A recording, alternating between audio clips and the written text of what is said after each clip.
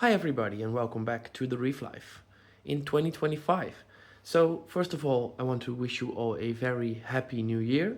Hope you had a good last year and wish you all the best for the new year, of course. There's quite a few updates that I wanted to mention in this new video. That's also because it was quite a while ago that I posted my last video. The idea is to start making videos more regularly from now onwards, as the tank is getting a bit more mature and there's a lot more to tell about and to talk about.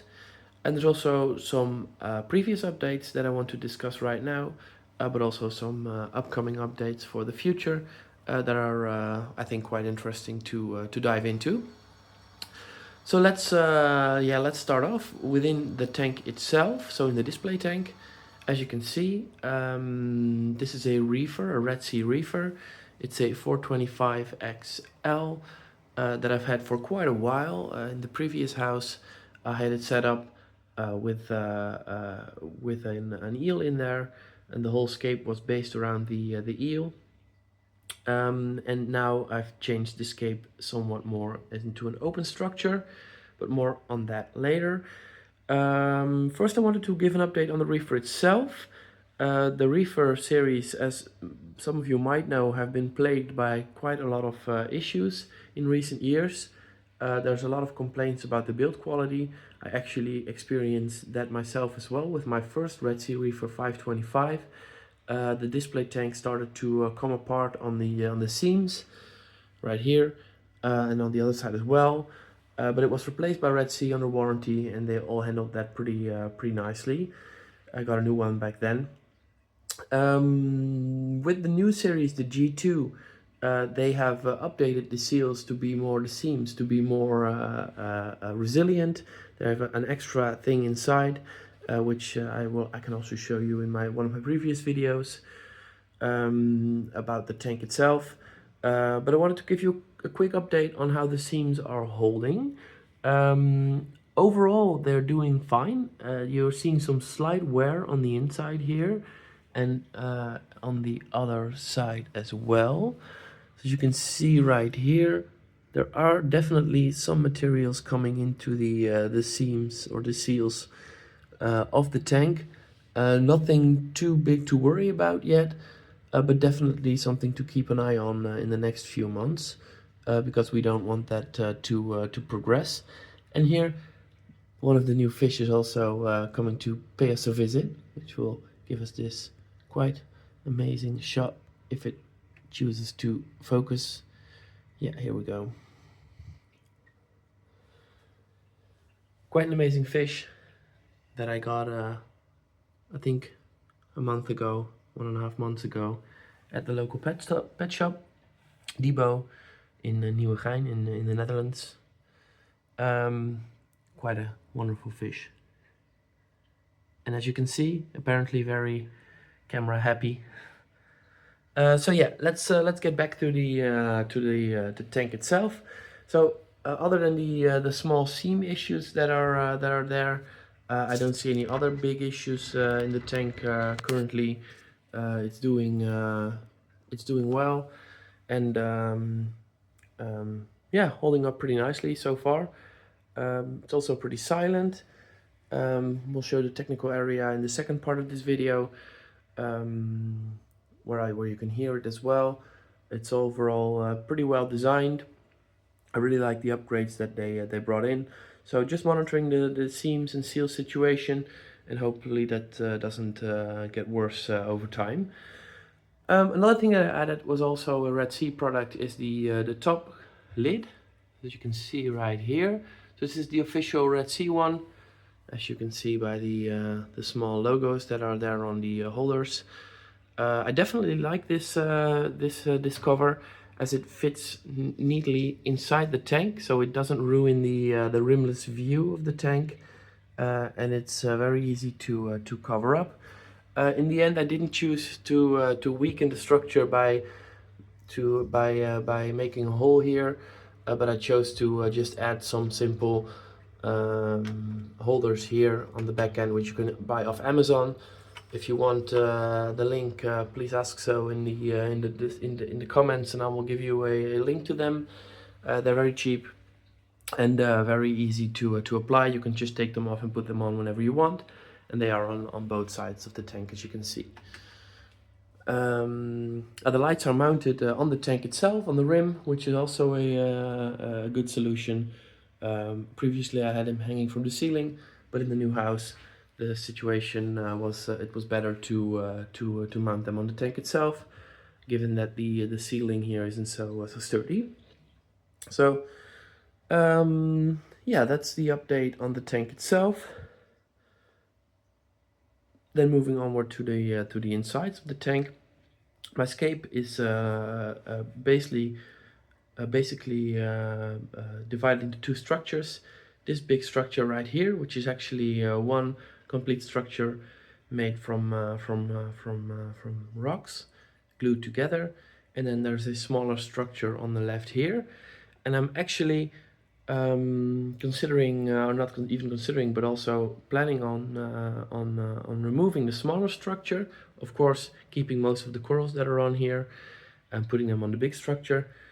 Because as you can see, you might have already noticed the green goo on the sand bed.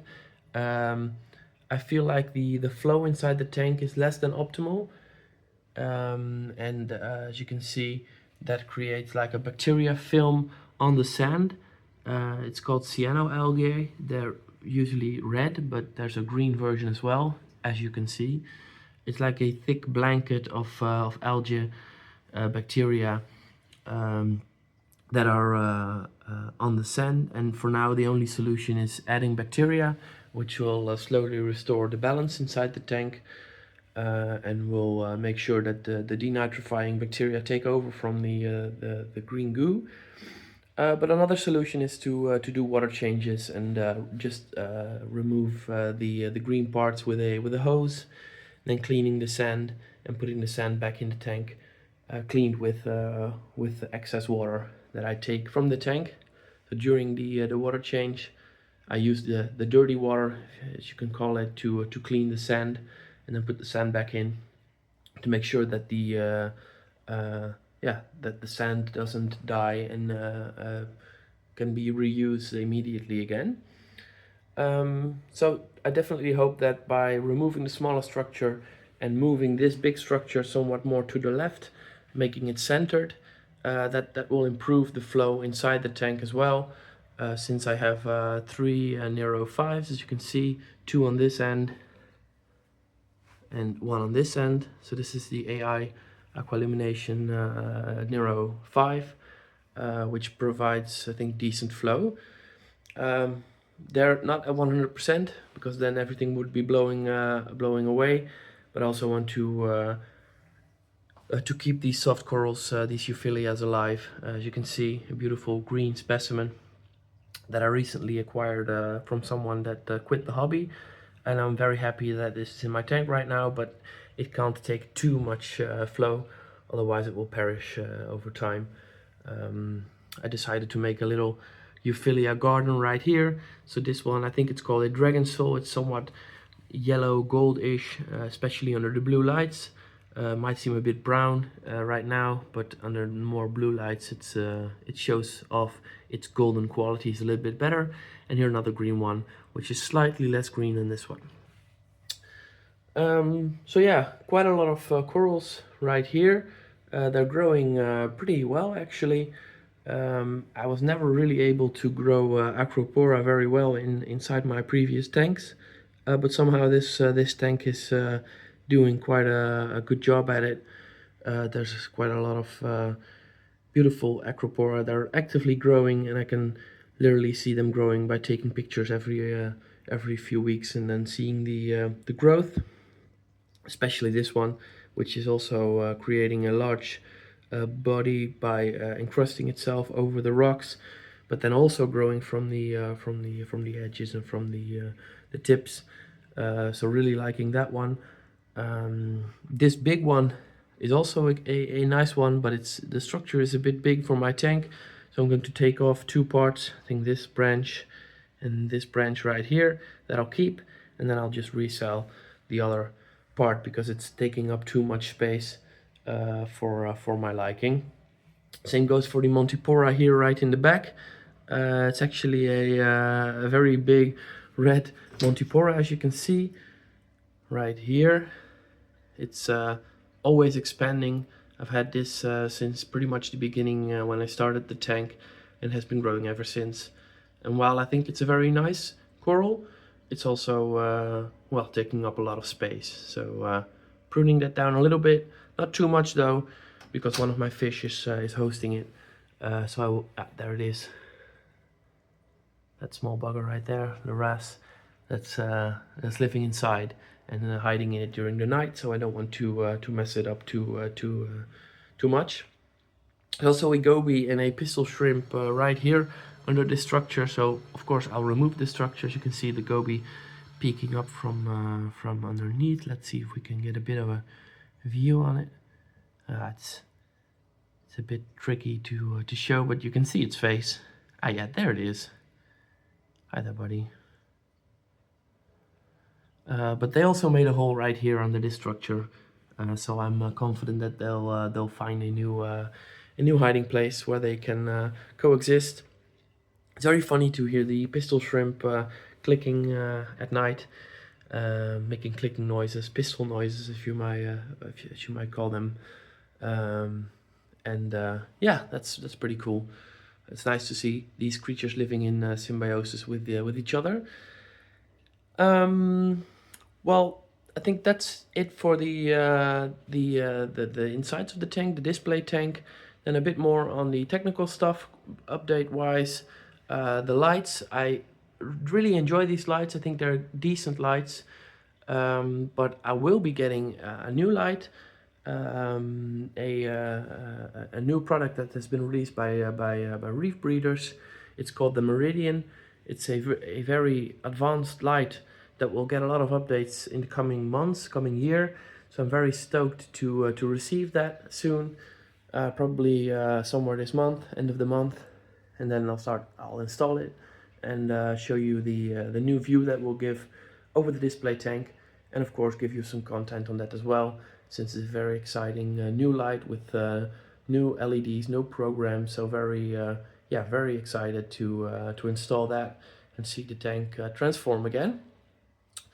And then on to the technical part of the tank, the sump area, the cabinet. So I did have to secure these with these for the baby, since the little girl is already turned 1 year old and 1 year of age, and is actively engaging with the tank as well. We bought her a chair actually, as you can see here, so she can watch the display tank together with us at moments when we are with her. But it's not ideal if she gets in here, so that's why there are locks on the doors now. So in the sump itself, not a lot has changed. The Nyos Quantum is still chugging away. Really happy with the way it produces foam. It's not too watery and not too thick, not too dark. So actually pretty good volume there, and it's keeping the tank pretty clean. Same goes for the ReefMat. As you can see, a lot of goo is being taken out. It takes about 30-40 centimeters a day, so I can do a very long time with one roll, about 100 days I think. So that's really cool. Not too pollutive and very economical in that sense. And then on the right side, not a lot has changed either, so I'm still using the Pacific Sun dosing containers. I have switched to different dosing solution, which I'll make a separate video about. It's still the same based on balling, so it's alkalinity, calcium and magnesium, with some added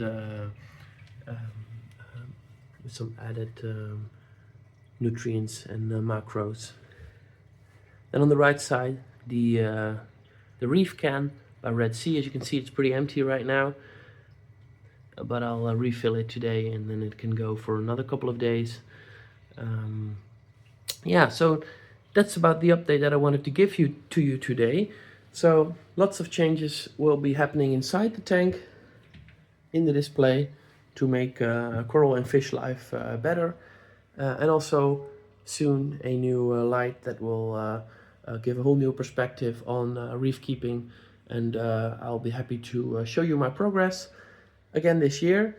Now that the baby Ivy has turned 1 year of age, it's becoming more convenient for me to make videos again, a bit more time to spend on this. So I hope you enjoyed this one, hopefully one of many. Yeah, I'll see you in the next one. For now, enjoy the time off with your relatives, enjoy the weekend, and have a nice start of the year, and see you again soon. Bye bye.